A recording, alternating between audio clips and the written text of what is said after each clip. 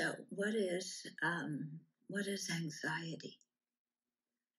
And what's the difference between anxiety, fear, worry?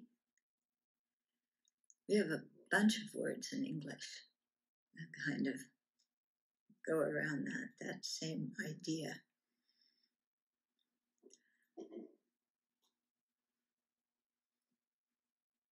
So it would be interesting if we were doing a discussion group, I would have each of us define what those three words mean for ourselves and see what we come up with. Yeah. When I think of anxiety for me is kind of amorphous.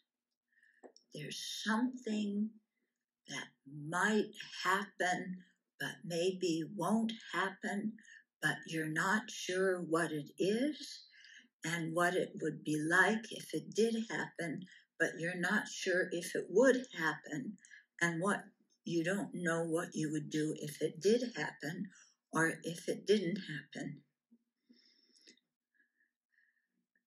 So there's a lot going on, but what's at the center? Nothing's happened. Yeah? You think of anxiety, you're anxious and maybe this, maybe that. It's a whole bunch of maybes, and nothing has happened. Does that sound like your experience when you're anxious? Yeah? Yeah. The mind is going 600 miles an hour. And there's a lot going on, and there's a lot of energy, and there's nothing at the center of it that is real. There's just a lot of thoughts going around all about this, that, and the other thing. Kind of interesting, isn't it? Yeah? When we're anxious, we think like there's something real out there that could happen that would be absolutely disastrous. But we don't know what it is. But it might be this, or it might be that, or it might be the other thing. And meanwhile, whatever we think might happen has not happened. But we're incredibly involved with it and tied up in knots about it. Okay. What my point is here, not talking about anxiety in this way, is that our mind creates the situation of anxiety. We think there is something out there that's quite real, that everybody's involved in or should be involved in. But whatever it is something our mind has created and latched onto and gotten very worked up about.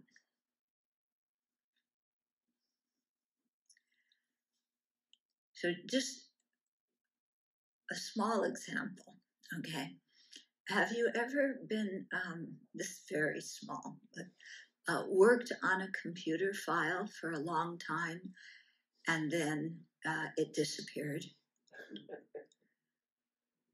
Ever had that experience?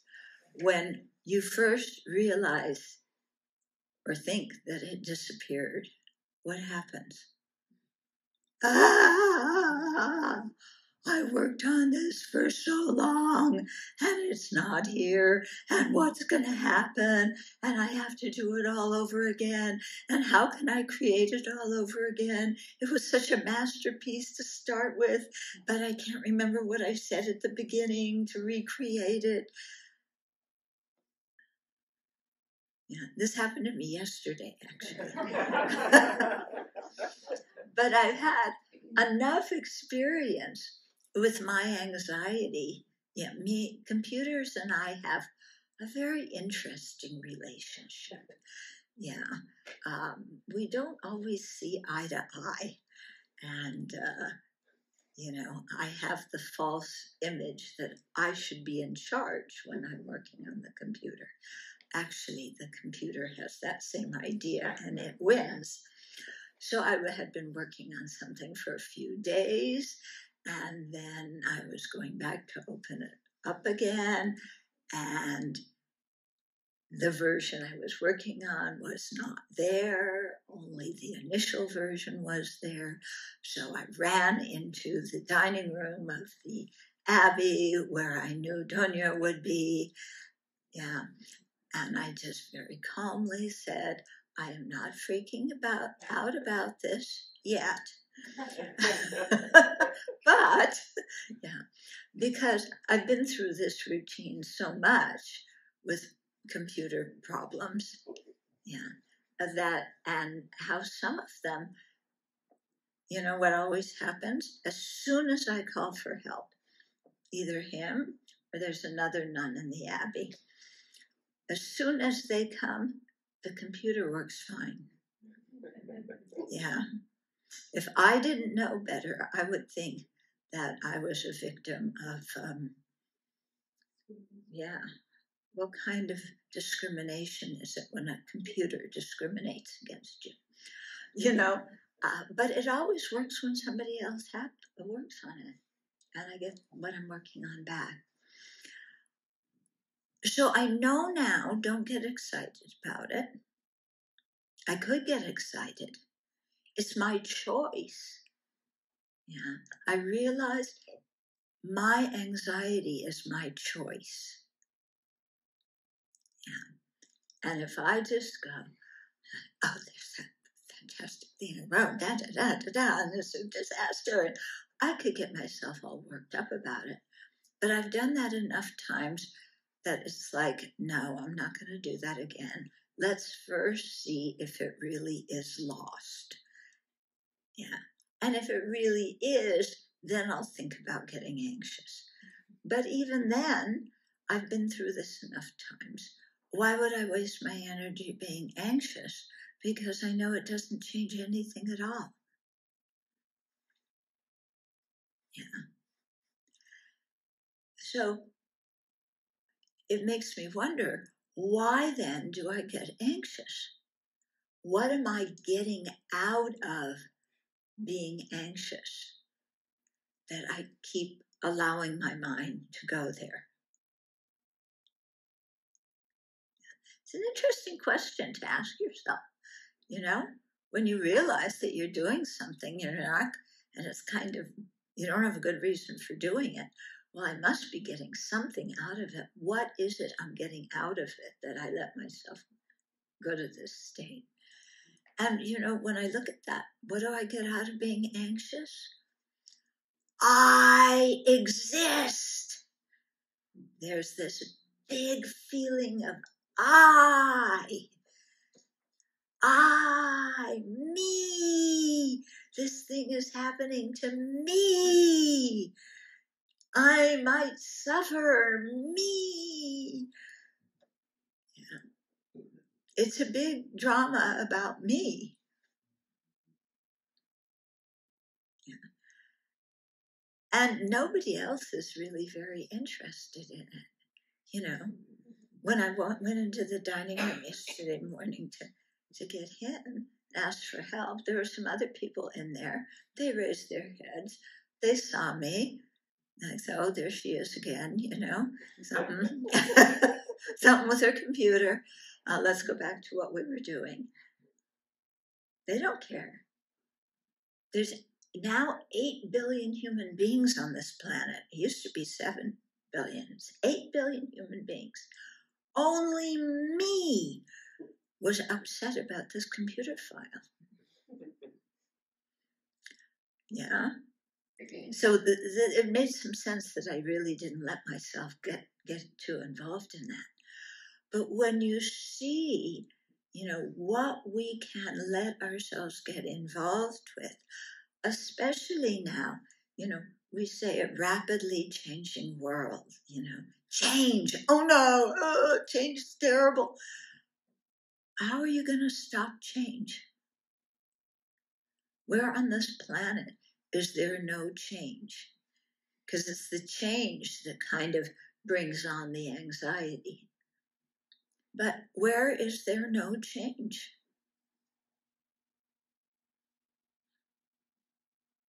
Yeah, think about it.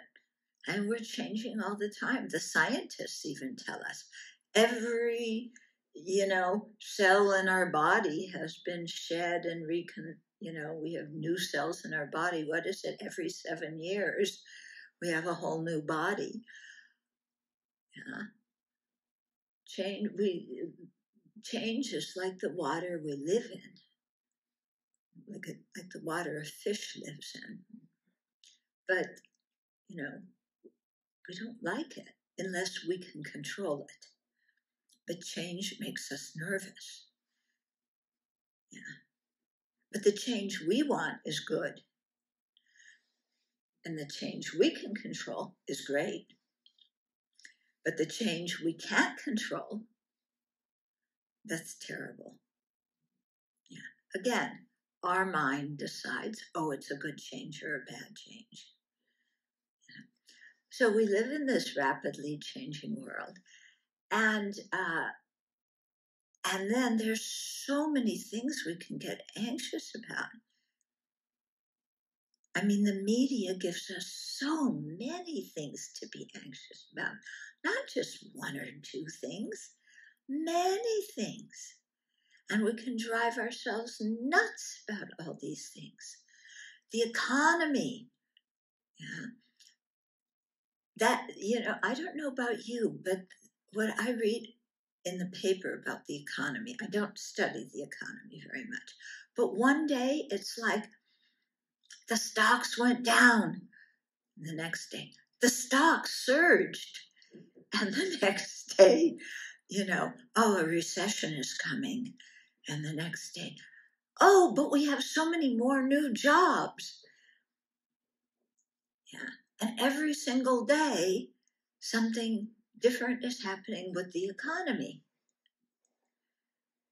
Yeah. And nobody seems to understand it at all. So let's all get anxious about it. Yeah. So we're anxious about the economy. Yeah. Meanwhile, life continues. We put one foot in front of the next foot, and things kind of work out in one way or another. Yeah. But when we can get anxious, there's so much drama in our lives. And who's the star of the drama of anxiety? Me. Yeah. I'm anxious. I might lose my job. Or I'm anxious because I might get a job. Yeah. I'm anxious because I haven't had COVID. And then I'm anxious because I might get COVID. Or I'm anxious because I have had COVID.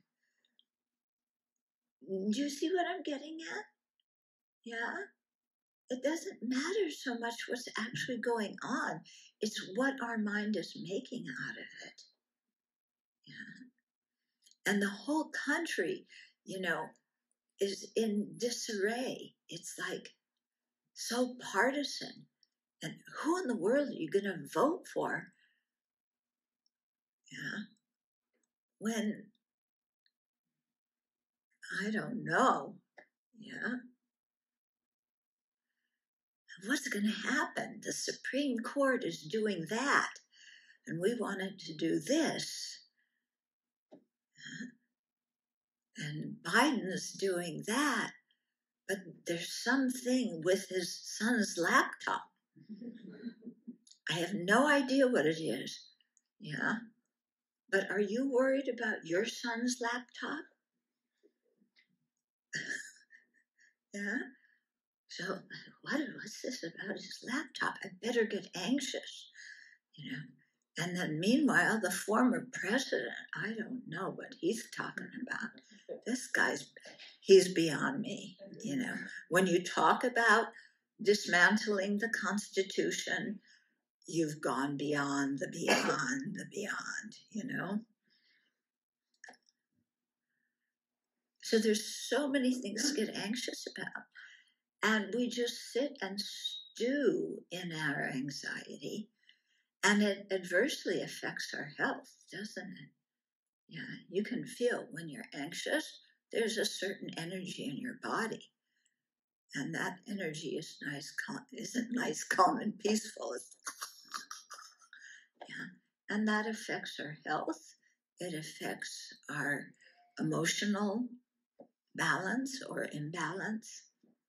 Yeah. But this is all coming because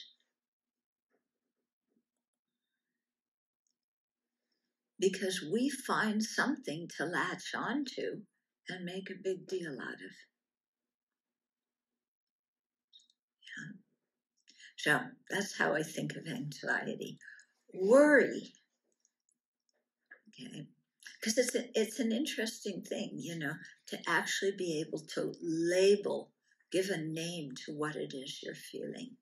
So anxiety and worry, they're similar, but worry to me, I don't know if it is the same for you. I had a mother that worried a lot. Any of you have a mother that worried a lot? Oh, just a few of us. And many of you had nice, calm mothers. How about your fathers? Did any of you have fathers who worried? No, a few people. Well, maybe you won't understand what I'm saying then. But for those of us who had parents who worried a lot, yeah, worry is similar to anxiety in that it is dreaming up something that's going to be a problem. But worry, to me, anxiety is I don't want more diffuse. Worry is like this one thing, you know, my son, my daughter, my this, some specific thing, and then going over and over and over and over, ruminating. Anybody here a ruminator? Ruminating. Oh, yeah. And if you want to drive your kid crazy, best way to do it is to worry about them. I say as the child of a worrier. Okay. Actually, it was good. My mom worried a lot. It made me develop a very strong intention not to worry. Okay. Because when somebody worries about you, it's an incredible burden. Yeah. You begin to think that you're responsible for that person's happiness and suffering. And then that, you know, they're worried about you. And then you start worrying about them. And none of it goes anywhere. Okay. It's just round. Yeah.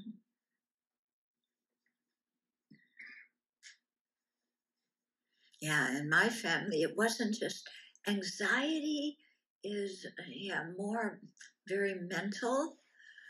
In my family, anyway, worry had a definite result. Yeah, when I was a teenager, if I was not home by midnight, on the dot, if I was 1 minute late, I knew my mother would be on the phone with the police saying, my daughter's been kidnapped. She's in a car accident. She's dead. Go find her.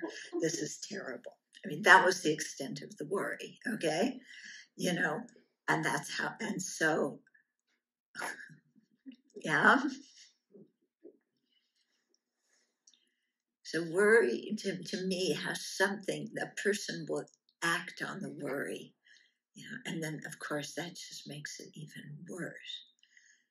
Yeah, you're out in the front of the house, in the car, talking to your friends. They can look out the window and see that you're there and safe, but they worry that you're, who knows what's happening.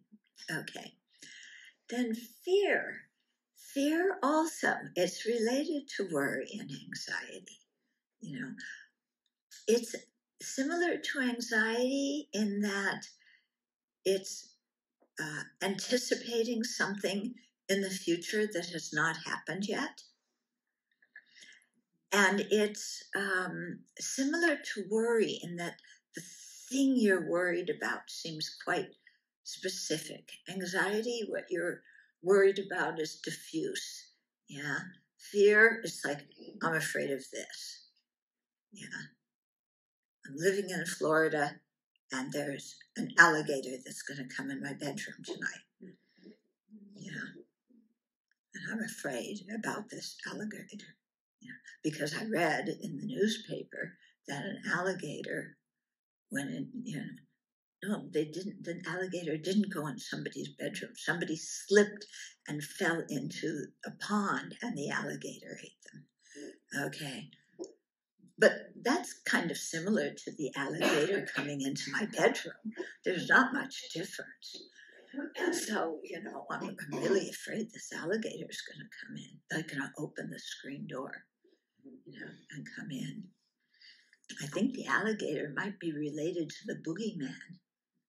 Did you remember the boogeyman? Yeah, when you were a kid? Yeah, the boogeyman's hiding under the bed. Yeah. So fear, too, big things up that we're sure is going to happen. Again, very specific things. And then, again, round and around and around and around and around and around and around. The mind just churns about something. And what's very interesting about anxiety, worry, and fear is that once that gets in our mind, then we will use any small thing that happens around us or any small conversation to prove that to ourselves that what we are worried or anxious about is really something true that's going to happen. Yeah. And we build up lots of things. Yeah. And again, coming from the imagination. Sometimes, for example, people have had very traumatic things happen to them in the past. So then they're set up mentally, to see the possibility of those things happening again. And so then everything looks like proof of that traumatic event that's going to repeat itself now in the present. Okay. When actually nothing is happening.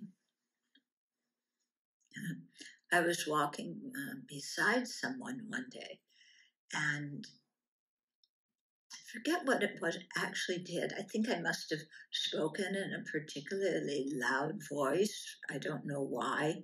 I mean, I wasn't angry or anything. I can't remember if I was projecting my voice to somebody far away or what it was. But anyway, the person next to me went like this, and I said, what's wrong? And she just explained, the family I grew up in, there were lots of shouting. And so when I hear that, I just immediately react with a lot of tension.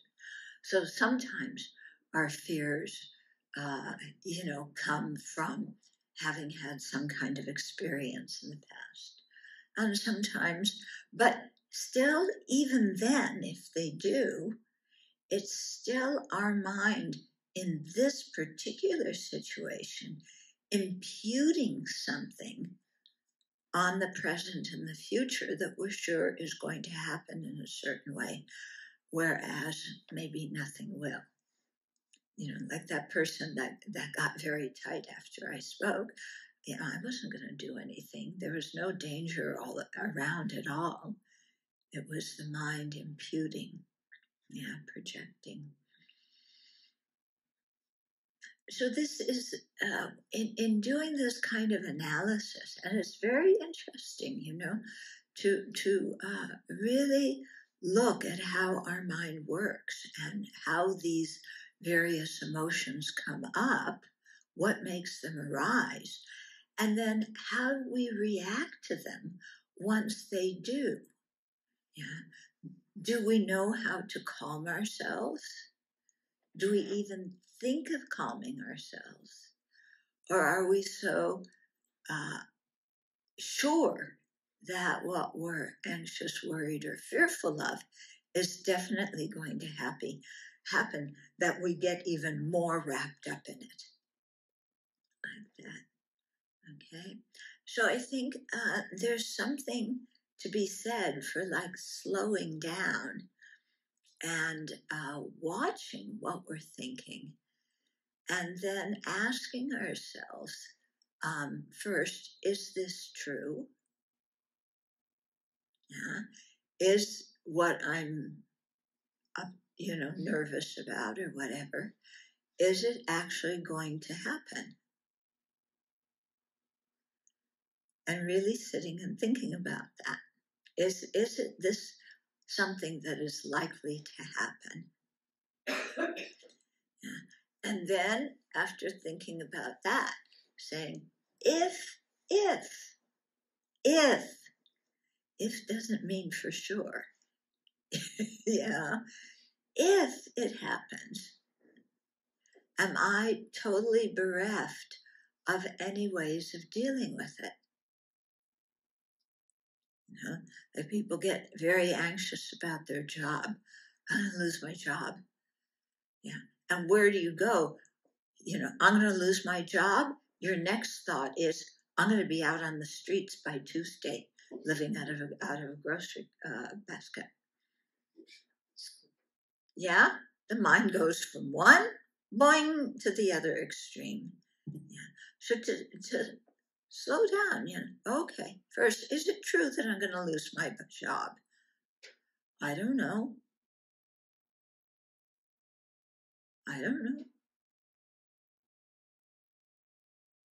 Yeah. If I lose my job, is there, no way, no help around at all?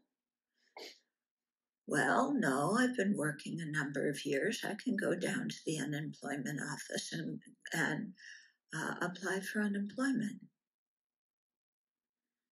Or I have many, many skills I haven't been using because I've been employed in this one job. Yeah, now the job is terminated. I have a good opportunity. I can use some of my skills and do something completely different. Yeah. I'm not some like static phenomena that I can only have one kind of job because I only have one skill. No, all of us have many skills and many different things that we're good at. Yeah. So, this is an opportunity to try and do something different that I've wanted to try and do before. Yeah. And there's help from outside. Friends will help. Family could help. There's government agencies that can help. Yeah. Doesn't mean I'm going to be on the streets by Tuesday with my own personal grocery basket. No, it doesn't mean that. So it's quite interesting. Watch what in the world the mind is thinking and how it creates things that have not happened and probably will not happen, but we get ourselves worked up about. Okay.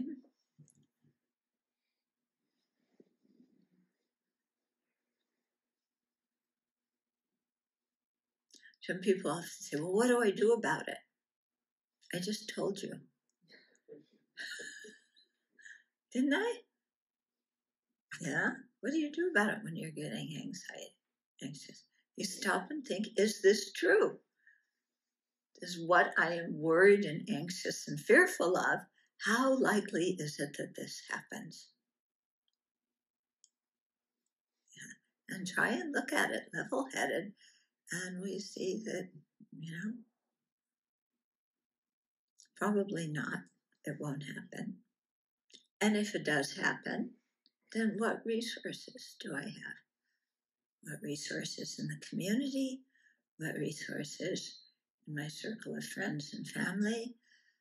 How about my own internal resources, how I can grow?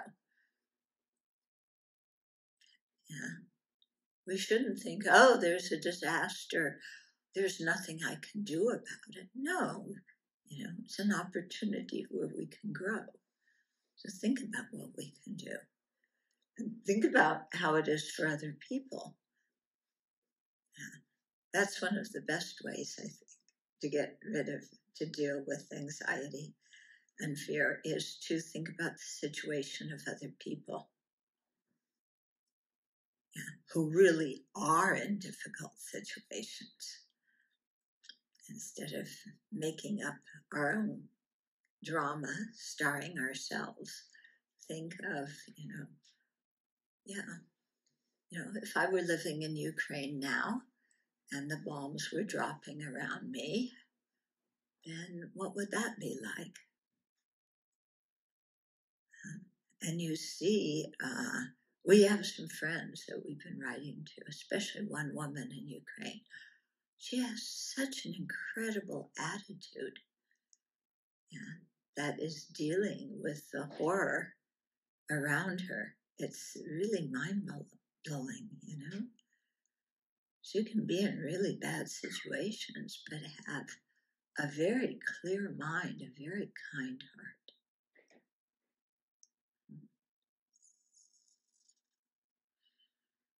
heart. Okay, then depression. Anxiety and depression. Depression. Well, first of all, there's depression that is chemical in nature, and then there's depression that is more psychological in nature.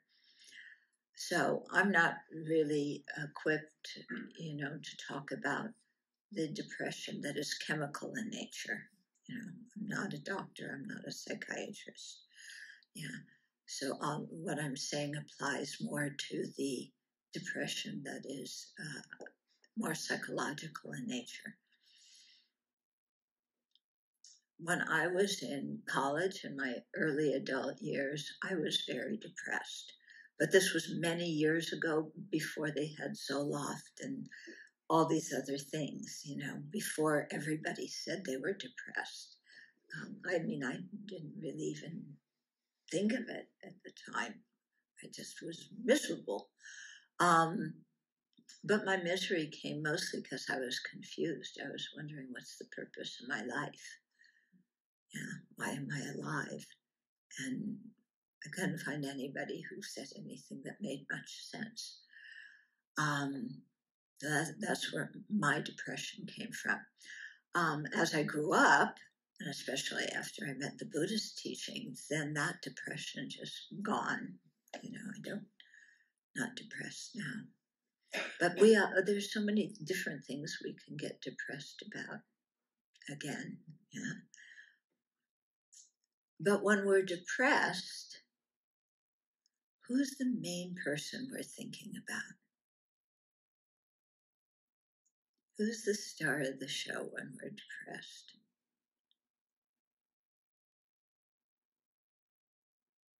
Hello? Yeah, this one here. When I'm depressed, I'm the center of attention. Mm-hmm. And in the West, we have some very interesting psychological things that I've noticed that really contribute to our depression. And one of them is that we feel like we're not good people. We don't like ourselves very much. Okay. Now, I'm not saying this applies to everybody, but I've discovered by talking to many different people that many people suffer from low self-esteem. And I was at a conference, this is maybe 10, 12 years ago, with His Holiness and the Dalai Lama and some scientists. And the topic of depression came up, and people were talking about being depressed. And His Holiness was so perplexed, because people were saying, we don't like ourselves. We think we're bad people. We're not good enough. We don't make the mark. We should be better. We ought to be better. We're supposed to do this, but we can't, and people were telling him like that. He was so perplexed. And he said, he looked around. I remember this so clearly. He looked around because the room was full of PhDs. Okay. This was the Mind Life Conference. So it was scientists and, these people with good education and good brains. And His Holiness looks around and he says, who of you, who doesn't like themselves? Who has low self-esteem? And everybody kind of looked at one another and then said to him, oh, we all do. And he said, how is that possible? You people are so successful in your jobs. You're well educated. You're successful in your jobs. You're contributing to society. How come you don't like yourselves? Yeah. And I think this thing of not liking oneself is a great contributor for depression. And he was really genuinely puzzled by it. So then we started brainstorming some of the factors that may be involved when people in Western culture don't like themselves very much. Yeah. And it's, there's so many different causes. It was really an interesting session, from original sin, telling, kids growing up with the idea that something's wrong with you from the very beginning. You were born that way. Okay. To, flunking your spelling test when you were in first grade and you spelled cat, K-A-T, and you were a failure, and then that is just, you think you're stupid or whatever. People, there were so many different ideas that came out of that. But all of the ideas, again, circled around me. Yeah. I don't like myself. My not liking you is, okay, I may not like somebody else. But who do I sit there and say these horrible things to the most? Somebody else? No, I sit there with myself. Oh, look, I made a mistake. I bungled it again. Yeah, all these people were together and they were friends, and then I said something and it caused a big fight. And, I just blew up the whole thing. And, whatever it is, I was working on a team project in the office, but, I didn't carry through with what I was going to do, but I thought what I was, but it just wasn't fair, and, on and on. And so something was wrong with me. I'm a failure. I don't make the mark. Everybody else is better than me. Yeah. And people get very depressed about this kind of thing. Yeah. And again, where's it coming from? Is there any outside situation that is actually the cause of that? Or is it more our mind imputing things on what is going on outside and creating basically horror stories for ourselves? Okay, let me give you one example. I had a friend who he worked for, I think it was NPR here in Seattle. And he was a reporter, and he had a very nice voice, but he was working in the office with somebody else, and he was telling me that, the two of them never spoke.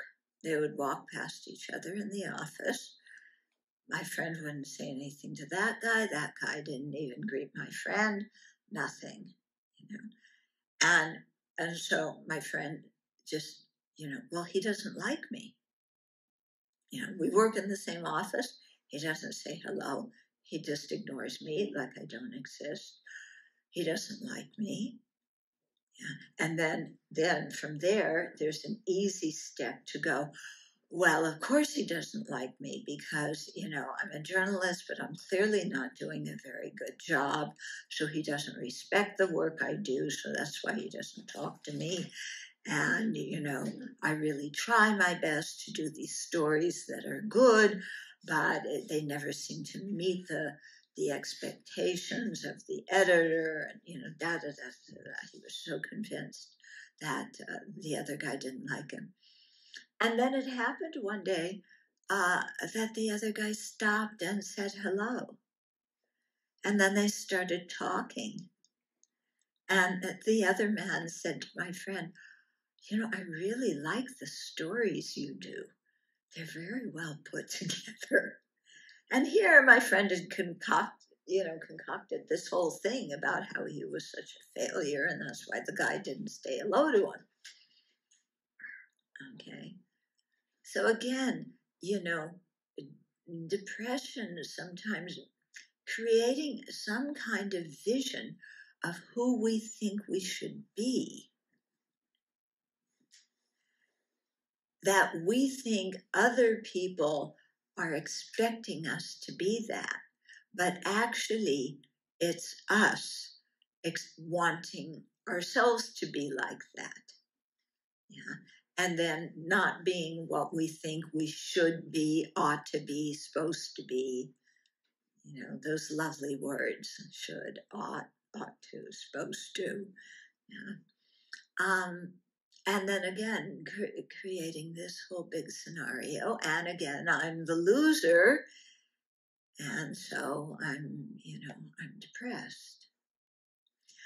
But when you look at depression, there are so many different reasons why people get depressed. I don't think you can point to just like 2 or 3 or 5. There's so many reasons, And I was working once with one person who she thought that the police were following her, and this was during COVID, and the police were following her, and they were going to arrest her even though she didn't do anything wrong.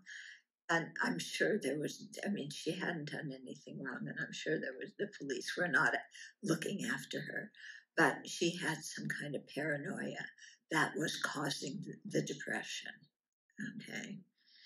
My depression when I was younger was confusion. What's the meaning of my life?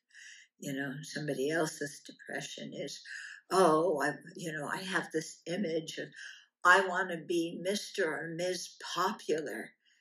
I want everybody to think that I'm, very physically attractive, very intelligent, very talented. I want to be noticed, but nobody notices me.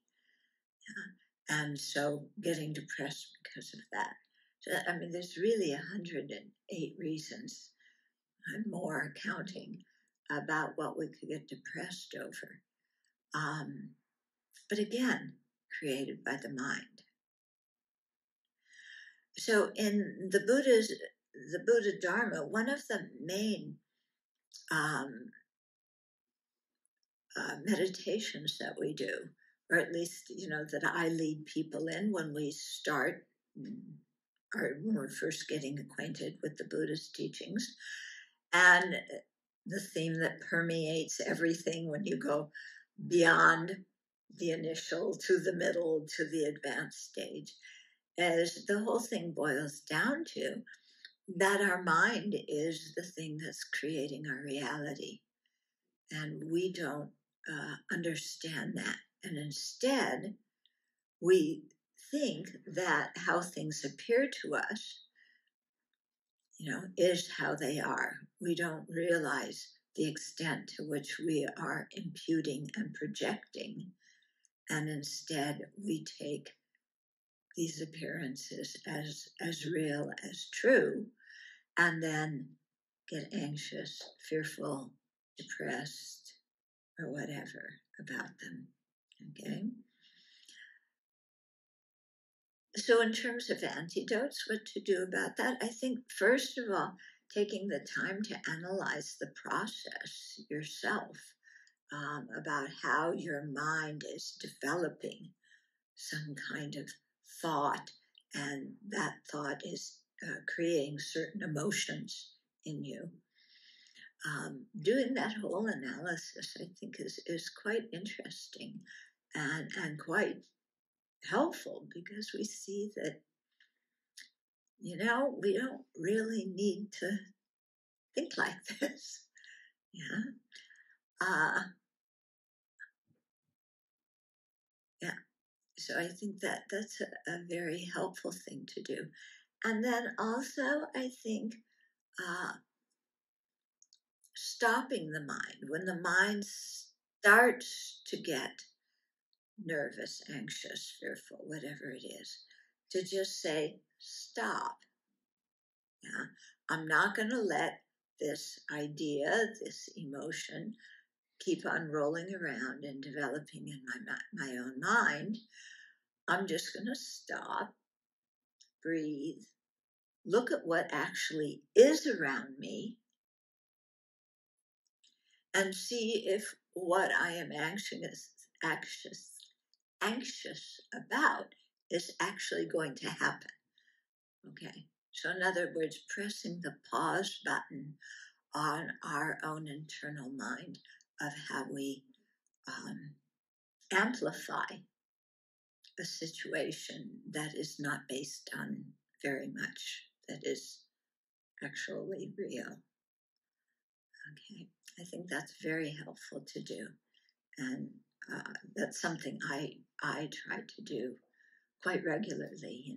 Otherwise, it's like we're just like emotional waves are crashing on us all the time as our mind goes here and there with this thought and that fear and whatever, just to stop and then okay, let's slow this down a bit, see what's really going on. And in the process of seeing what's really going on, not just what's going on with me, not with me just because I am the center of the universe, but how about opening my eyes and looking at what other people's experience is? And what must it be like to be other people who maybe are really having some serious thing going on in their life? And how can I be of aid to them? Okay. So I think of my friend in Ukraine. She lives in Dnipro, which is right along the river. There's been, in the Kharkiv area, there's been a lot of bombing there. Her mother died from a fire in the house in the middle of the war. It's kind of a personal loss. And then the war going on. And, she doesn't know what's going to happen from day to day. But she just kind of handles one thing at a time. I'm really shocked reading her emails. I think, now how would I be? I've never been in a situation where bombs have been falling around me. Have any of you? You've been in situations like that? Yeah. When I think of what must it be like it's hard to even imagine. Yeah. How do you try and stay alive? How do you care for your loved ones in that situation? How do you keep your mind from just spinning out of it, all over the place? And yet there's people, going through it, staying steady.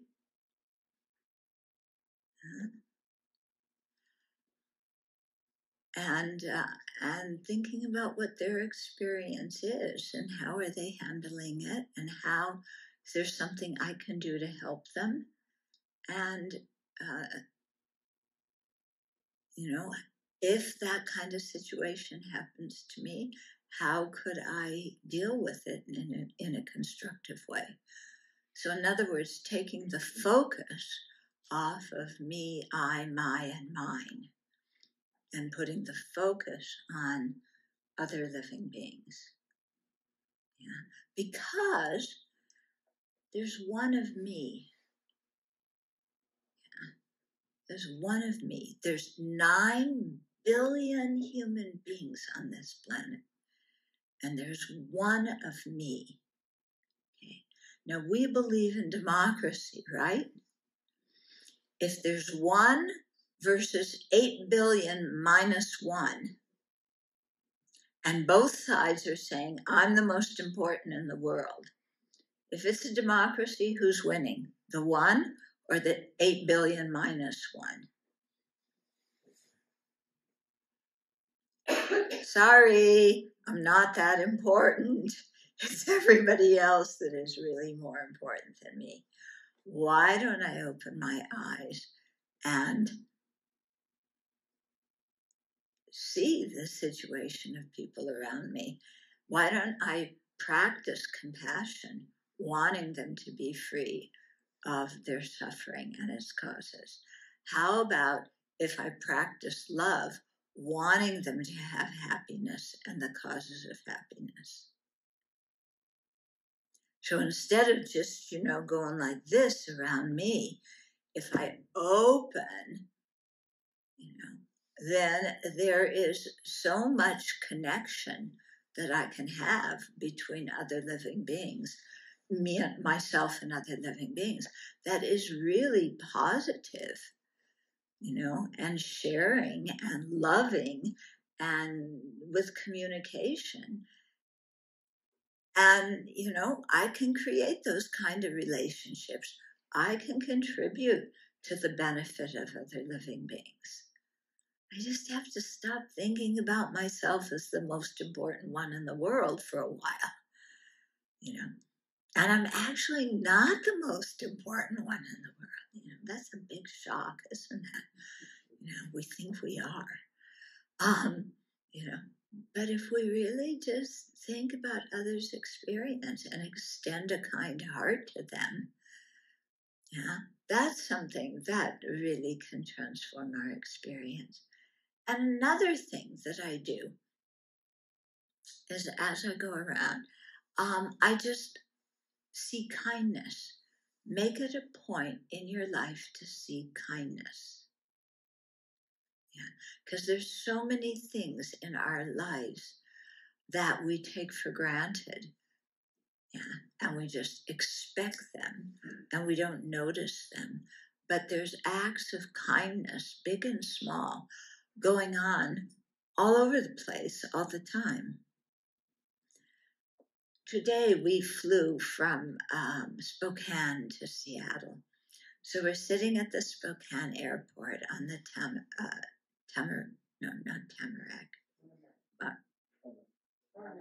Tarmac. Thank you.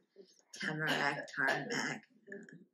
So we're sitting there and I look out the window and they have some kind of, I don't know what it was. It was some big thing in a, something that rolled. I know I'm being very descriptive. And there was a big hose coming out of it, like this big yellow hose with black stripes. And there was one guy, pulling it here, and then he pulled it there and attached it to I couldn't see where he was attaching it to the plane. And then the whole pipe, it was like some kind of cloth. It went, woo, filled with some kind of air. I have no idea what he was doing, but it was clearly something to get the plane ready to take off. Yeah. He didn't know I was watching him, but I was watching him do this, and I thought, wow, how kind he is. He's pulling this hose around, doing something to help us be ready to take off and come to Seattle so I could be with all of you. And then when I got off the plane, I was, looking at the flight attendants and the pilot, and like, oh, these people, work very hard to get all of us here to Seattle. I don't know how to fly a plane. I couldn't have done it. And the guy sitting next to me, one young man who was incredibly involved with his handphone, kind of, it was just glued on and his eyes were glued to it. But he helped when I needed to put my bag up, and he helped take it down again later. So you look around and here's people helping people all the time, because we can't do anything by ourselves. I don't know about you. I mean, can any of you can you grow all the food that you eat? Anybody here know how to make the fabric that your clothes are made out of? Yeah. How about constructing the car you drive or the building you live in? Yeah. When I look around, I hardly know anything. If I were the one who was, most knowledgeable in the world, we would be living caveman style. Yeah. All I know about electricity is how to flick the switch on and change the bulb. That is it. Okay. All I know about cars is you have to turn a key, or some cars have some special thing where you don't have to turn a key, but I don't know how they start. Okay. But everything we have and use, everything we know, came from other people. So all around us, there's this incredible interchange and sharing of people so that we help each other and take care of each other in ways big and small that we often just take for granted. Yeah. But when we open our eyes, they're everywhere. Yeah. Venerable Jendi let us use the temple, and then these two came and prepared, and people put up the seats, and people got everything ready, and then we just kind of walk in and plop ourselves down, and yeah. But it's the product of a lot of work of many different people that we have this opportunity. So I think that way of looking at the world and making it a kind of daily meditation practice for ourselves, looking at the kindness of other living beings, is a tremendous aid to, thank you, whatever that was about. It was a tremendous aid to calming our mind and focusing on what is more realistic and what is more beneficial. Okay, so with that, 8:40 to 9. So we have a little bit of time for questions and maybe answers. Yeah, comments. So please feel free to ask or share whatever is on your mind. So can you hear me out there, folks? I mean, not?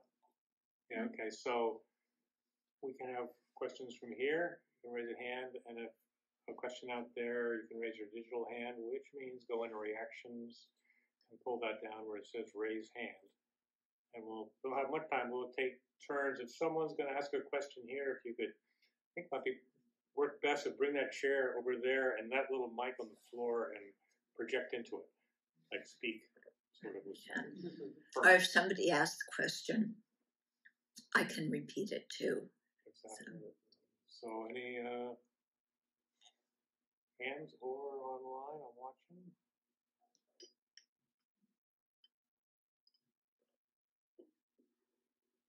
For questions online? Yeah, I'm watching to see if anybody raises their hand. I haven't seen yet. Why don't we take one of those then? No, nobody has yet.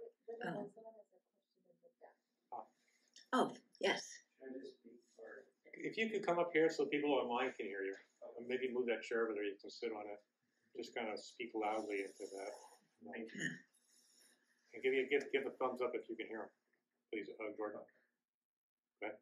Yeah. So you talked about how it's generally our mind which is imputing things, which is sort of causing us to feel anxious because it sort of spins stories out of it.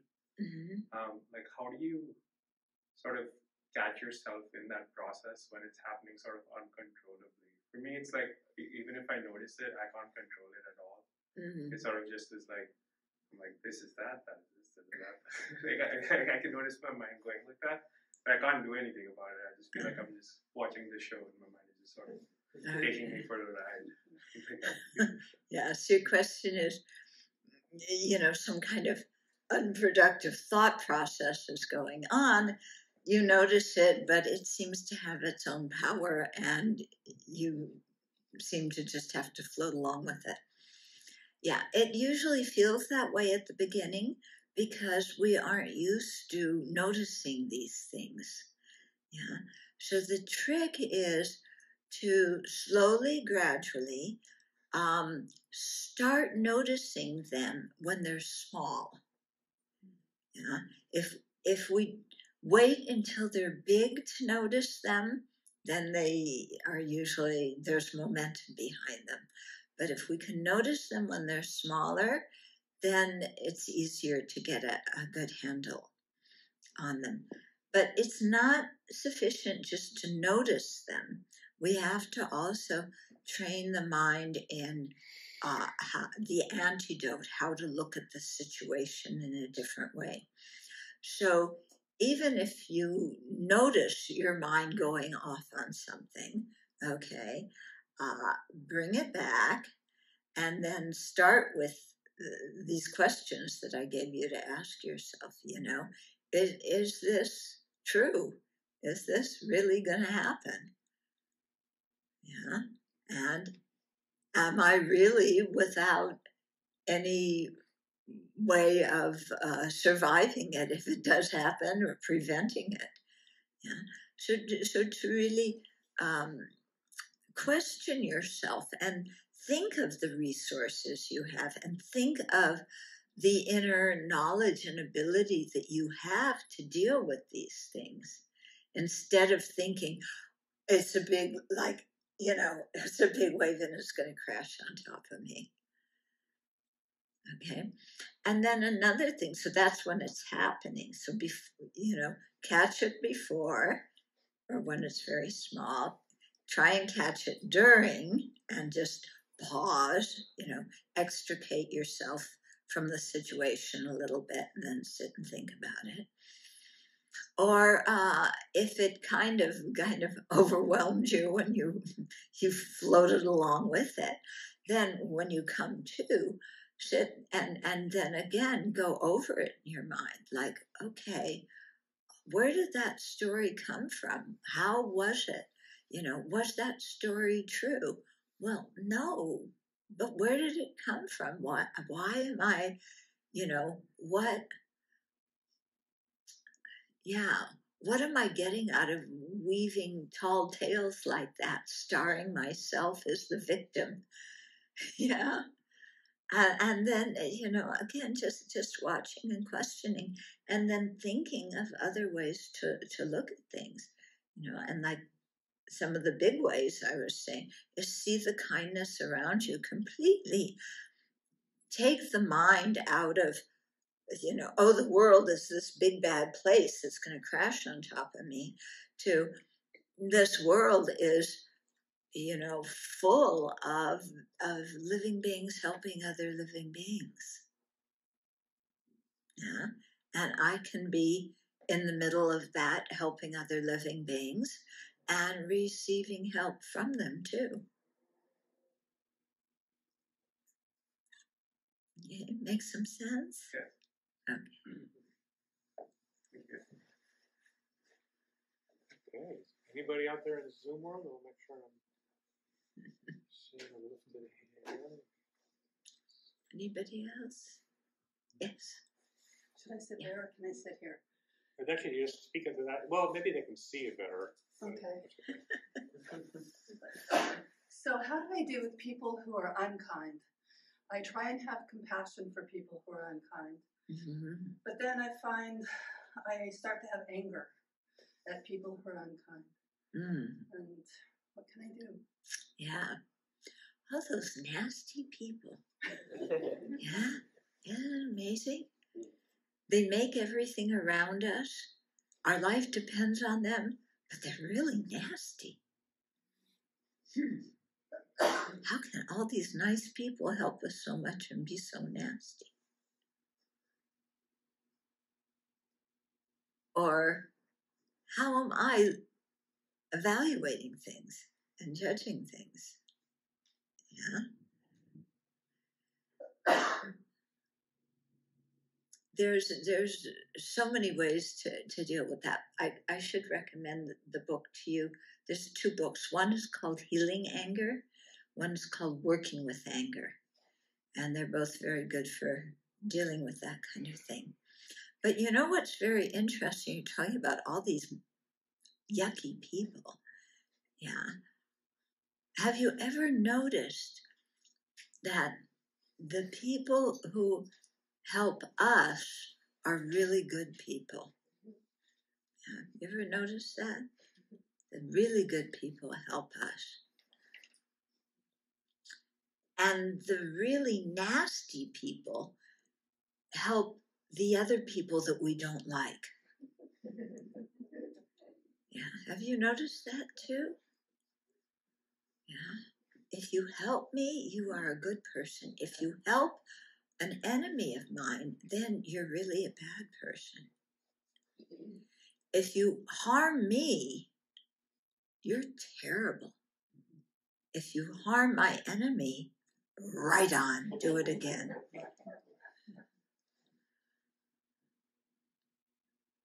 Okay. Again, it's so interesting how everything revolves around me. Yeah. People being good people or bad people all depends on how they relate to me, how I categorize them, what I think about them. Yeah. Because everybody has some good qualities and some bad qualities. You show your good qualities to me, you're a wonderful person. You show your bad qualities to me, you're a creep. Yeah. But again, you show your good qualities to somebody I don't like, you're really too much. You show your bad qualities to somebody I don't like and attack them and blame them. Good. Yeah, you're smart. So, there's so much in our lives, so many problems we have, that if we really sit and trace them back, they all come out revolving around me. Yeah. What I think, how people treat me, my values. It's amazing. Yeah. So it's an interesting thing to kind of step back from that and really think, is it that person really is so nasty? Or is it because the nastiness is directed towards me. One question. Next question. How did I get involved in this situation to start with, whereby this person is nasty? I feel like I am totally innocent. I didn't do anything. Yeah. I didn't do anything. I am sweet. I am benevolent. I am kind. And then other people treat me like this. Okay? We can form a really good identity about that one. And then we spend our whole life feeling bitter, feeling entitled, feeling frustrated because the world is not seeing how wonderful and kind we are, and it's not reciprocating. You know? Wouldn't it be nice if the world really appreciated having us in it? Yeah. I mean, yeah, we have this feeling. Everybody should just be so happy having us around. As if we are just radiating goodness and kindness ourselves. You know, as we snatch everything and take it for ourselves. So it's again very helpful. Turn the perspective, you know, see what's really going on in other people's lives and how we can connect with them in a helpful way. And it's very, at the beginning, when we start to see how self-centered we are, yeah, we don't like it. It's very uncomfortable. And especially you come to a Dharma talk and the person giving the talk tells everybody in the audience that they're self-centered. Yeah, it's like, what?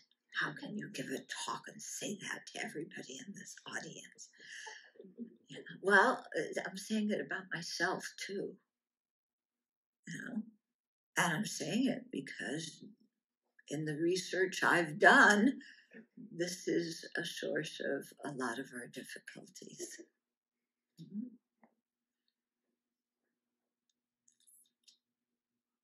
There's one person online.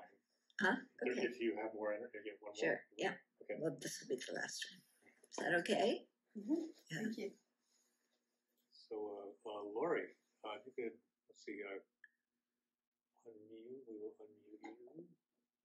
Or Jordan can unmute you. Just give me one of the questions, Steve. What's that? There she is.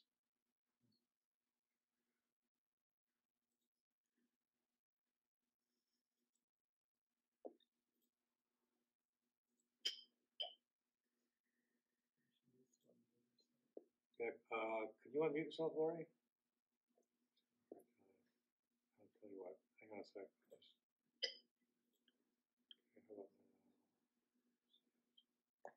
Anybody in the audience have another question? Can you hear me now? Yep. You're good. Can you hear me? Yes, go ahead, Lori. Oh, thank you. Hello, Venerable. I'm Hello. so happy to see you. Yeah. Good to hear you too, Lori. Can't see you, but hear you. Yeah, I was going to say that when I decided I wanted to work with people in their psychological issues, I chose social work specifically because I felt that it looks at the context that people are living in and not just their intrapsychic issues. And so then I become a Buddhist, and there seems to be some levels of conflict in those two kinds of ideas in terms of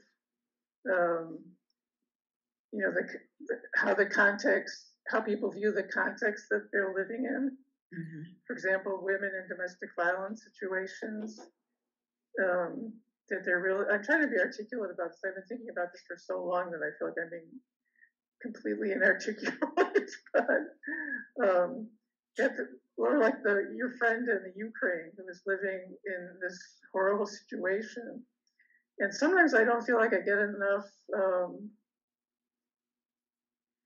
about that balance between looking at the external situation and the way that our minds deal with the situations and how to deal with these incredibly difficult situations that are actually a reality. For example, domestic violence, or having a history of sexual abuse as a child, or so many of us are walking around with all kinds of trauma.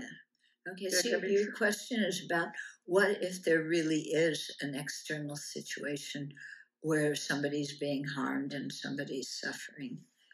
Right. And how do you balance that between what I've been saying about things coming from the mind? Okay, so yes, we find ourselves in difficult situations. But one thing that it seems to me, a situation may be difficult, but again, what makes it more difficult than it has to be is when I focus so much on it happening to me, or when I have a judgment about it, like this should not happen, and this person is evil for acting or thinking like that. So as soon as me, I, my, and mine jump in, not with a realistic thought, but with anger, with judgment, then things, then we really start on this thing of projecting and imputing. And one of the things, as I've studied the Buddhist teachings more and more, there's a kind of teachings called the Lojong, or thought training teachings. And one of the big themes in these teachings is how to transform adversity into the path to awakening. And the basic premise behind doing that is that we can transform any situation, even one that is external, like you're talking about, that is harmful to me or to other people, that if we can see the situation from another perspective, there's ways of transforming our perception so that we see it in a totally different way. Okay? So there's many ways to do that. One way to do it is through the teaching on karma. But of course, this depends on people believing in karma. And if people don't believe in karma, this doesn't make much sense to them. Okay? But, if we do use the idea of karma, which is that how do they say, what goes around comes around, or in the Bible, you reap what you sow. Okay, the idea that our actions influence what we experience. So that if I'm in a suffering situation or a dangerous situation, that somehow my previous actions, which could have been in a previous life, are linking me up with this difficult situation right now. Okay. I find this way of thinking very helpful. For example, when people criticize me. So nobody likes to get criticized, right? I don't think any of you wake up in the morning saying, I hope I get criticized today. Nobody likes it. But, instead of just, our whole life, because let's face it, wherever we live, whatever we do, people are going to criticize us. There's no place we can go in this whole planet where nobody's going to criticize us. Why not? Well, because we make mistakes and people see them and they'll point them out. And also because other people sometimes project things that aren't there and get upset about something that we didn't do, but blame us, unnecessarily. But in any case, whether it's deserved or undeserved, it's going to come. Don't you think? Yeah, everybody. I once went to one of my teachers. I had a position of responsibility. And of course, whenever you are in a position of responsibility, the first characteristic or the first qualification of that job is you are to blame for everything that goes wrong. So you better be able to endure it. Okay, as soon as you're in a position of responsibility, it doesn't matter what you do, you're going to get blamed for something. Okay, so I went to my teacher. These people, I'm trying so hard, they don't appreciate me and they're criticizing me. And my teacher looked at me and he said, people used to criticize the Buddha too.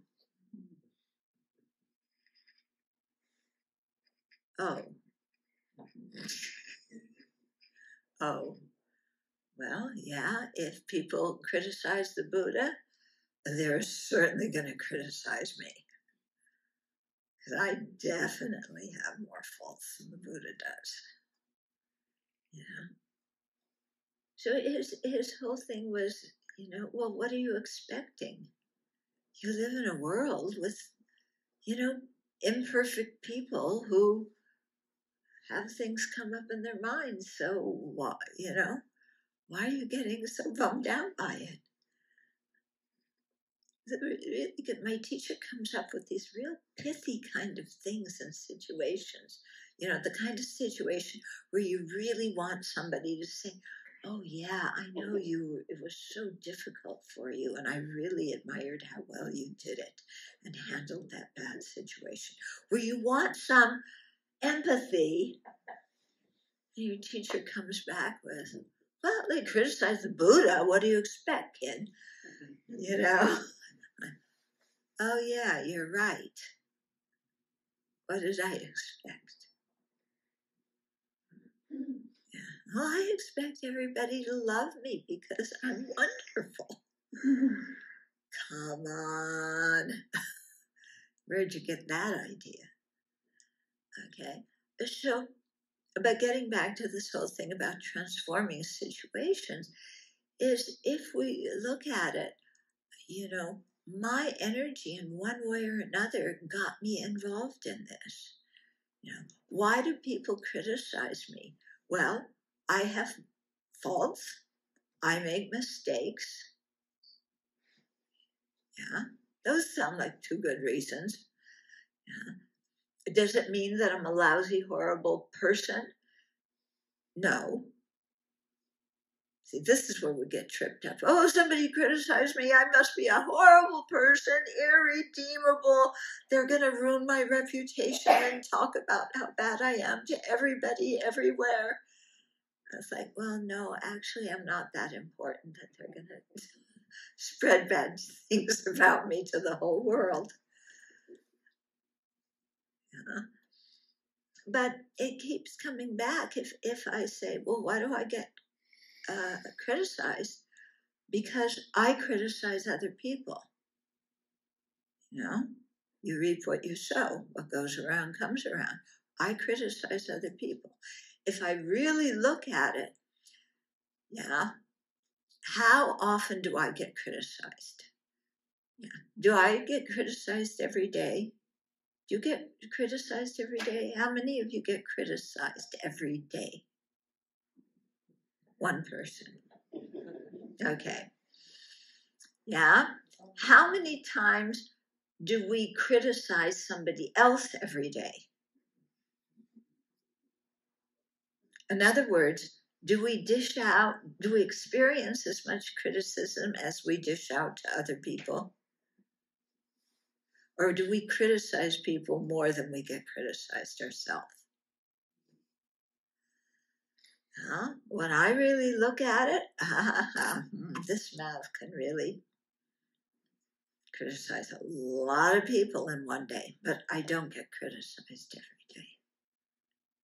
So why am I so surprised when somebody criticizes me if I do it so often to other people? It's only natural that it comes back to me.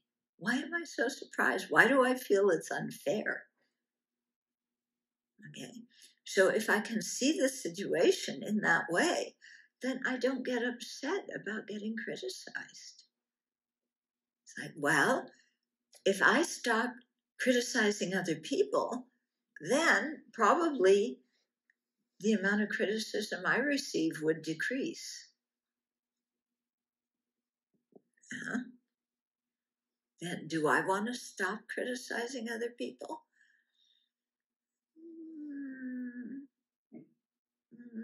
But those people are really nasty. I should criticize them. It's for their own good. Yeah. I'm criticizing them with compassion so that they will change and be better people. Yeah. Why should I? Because when I criticize them, it's true. I'm not exaggerating. But that's exactly the way the people who are criticizing me think. That what they're saying about me is true. They're not exaggerating. And I'm really that, I bungled all those things.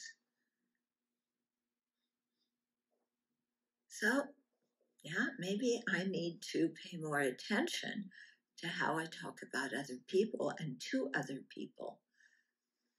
And if I moderate my own speech, that might change how much I get criticized. Okay. So what I'm getting at is if we know these thought training teachings and practice them very deeply, I think there's a way to put every situation so that it becomes part of our spiritual path.